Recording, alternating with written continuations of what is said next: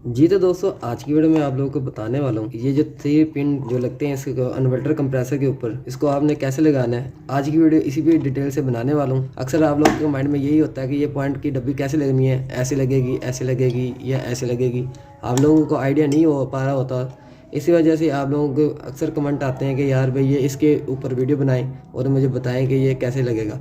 तो इसमें मैंने आज की वीडियो बनाने वाला हूँ, तो इस वीडियो को आपने फुल वॉच करना है ताकि आप लोगों को इसका झंझट जो है आपके माइंड में से वो निकल जाए। तो चलो इस वीडियो को शुरू कर लेते हैं। बिस्मिल्लाहिर्रहमानिर्रहीम। अस्सलाम वालेकुम दोस्तों, कैसे आप लोग सब? उम्मीद आप सब लोग खैरियत से होंगे। मेरा नाम है अब्दुल रहमान और आप देख रहे हैं टैलेंट पाकिस्तान।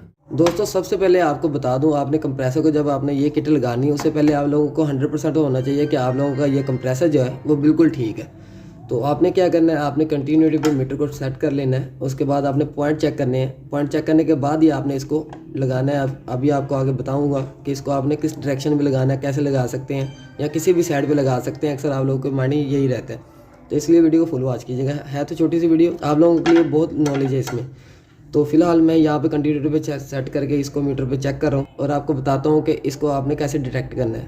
तो सबसे पहले तो आप लोगों ने मीटर पे शार्ट चेक करनी है कंप्रेसर की, ठीक है।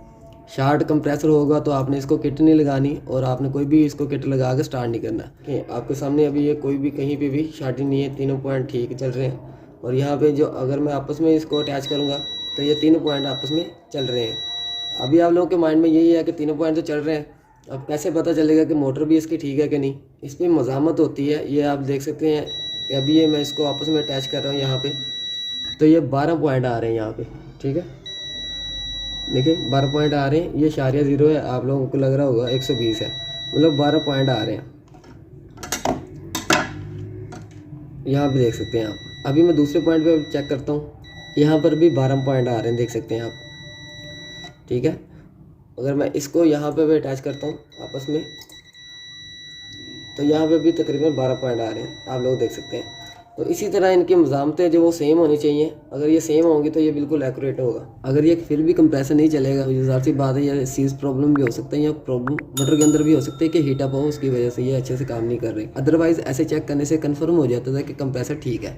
तो चलें अभी पॉइंट की तरफ आ जाता है कि पॉइंट आप लोगों ने कैसे डिटेक्ट करके लगाने हैं, कैसे चलाना है। अब आप लोग ये भी सोच रहे होंगे कि यहाँ पे कॉमन रनिंग स्टार्टिंग भी है कि नहीं। कॉमन रनिंग स्टार्टिंग का इस पे ऊपर कोई चक्कर नहीं है, ये 3 फेस का कंप्रेसर होता है। तो अभी मैं आप लोगों को ये बता दूं इसके ऊपर आपने कनेक्शन कैसे करने हैं चलाने के लिए। इसके चलने के बाद ही आप लोगों को डिटेक्ट करना बताऊंगा कि आप लोग इसको कैसे लगाएंगे, ऐसे या ऐसे या ऐसे। मैं आप लोगों को बिला वजह ऐसे ही बता दूंगा, ऐसे लगा सकते हैं, ऐसे लगा सकते हैं, ऐसे लगा सकते हैं। आप लोगों के माइंड में यही रहेगा कि पता नहीं चलेगा कि नहीं चलेगा, मतलब भाई ऐसे गाइड कर रहे हैं, चला के दिखाया नहीं कंप्रेसर। तो सबसे पहले इसको चला लेते हैं, आपको वायर का कनेक्शन दे देता हूँ फिलहाल। कहीं पर भी मैं इसको फिलहाल अभी हम इसको इस तरह से कनेक्शन कर लेते हैं। वायर जो है वो इस साइड पे लेफ्ट साइड पे रख लेते हैं। तो फिलहाल अभी हम इसको स्टार्ट कर लेते हैं, कनेक्शन करते हैं इसका। तो ये जो वायर है आप लोगों ने ये लेफ्ट वाली साइड पे आपने अटैच करनी है यहाँ पे। तो लेफ्ट साइड पे जैसे ही आप लोग यहाँ पे अटैच करेंगे तो ये कंप्रेसर जो है वो चल जाएगा ये वाली साइड पे। तो अभी इसको चला के दिखा देता हूँ आपको। ये मैंने वायर लगा दी इसके कनेक्शन मेन पे और यहाँ पे मैं अटैच करूँगा। अभी ये थोड़ी देर तक चल जाएगा, देख सकते हैं, आपको आवाज़ आ रही होगी साउंड की। तो कंप्रेसर चल चुका है, ठीक है। जैसे मैं अभी इसको वायर को यहाँ से उठाऊंगा तो ये कंप्रेसर जो है बंद हो जाएगा। ये मैंने उठा दिया, अभी ये बंद हो जाएगा कुछ देर में। तो ये बंद हो गया। तो कहने का मतलब आप लोग इसको इस डायरेक्शन में भी चला सकते हैं। अभी मैं दूसरी डायरेक्शन में चला के भी आपको दिखा देता हूँ। मैंने वायर उतार दिया मेन। आप लोग ये नहीं सोचिएगा कि वैसे भी आप उतार के लगा सकते हैं। अभी मैंने इसको राइट साइड पे कर दिया डायरेक्शन को, वायरों को, जितनी भी ये नीचे वायर है उसको मैंने राइट साइड पे कर दिया। पहले मैंने लेफ्ट साइड पे किया था पॉइंट को, फिर चलाया था। अभी हम यहाँ पे चला के देख लेते हैं। तो अभी आप लोगों के सामने यहाँ पे मैं वायर लगाता हूँ, तो अभी ये कुछ देर में चल जाएगा। तो अभी आप लोगों के सामने ये दोबारा से चल चुका है। तो यहाँ पर मैं आपको दिखा देता हूँ, प्रेशर जो है एक्यूरेट आ रहा है, वैसे ही चल रहा है। अभी मैं इसको उतारता हूँ तो अभी कुछ देर में ये बंद हो जाएगी।